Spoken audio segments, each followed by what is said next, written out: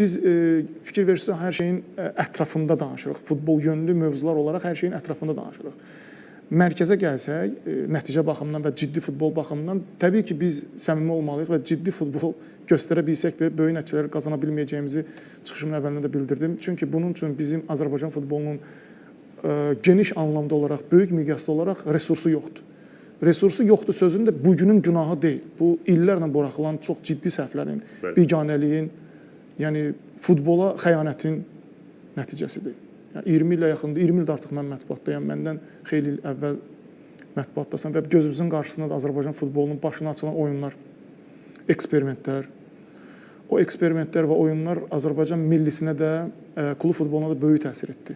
Və mən düşünürəm ki, əgər biz onda uğur qazanacağıq ki, əgər keçmişin buraxılan səhvlərini təkrarlamasaq və üzərində ciddi proqramlar işləyib irəli addım atsaq. Bunun üçün də bazis peşəkarlara fikir vermək, hansı ki, əvvəlkilərin səhvi oydu ki, peşəkarları heç bir halda yaxın buraxmırlar.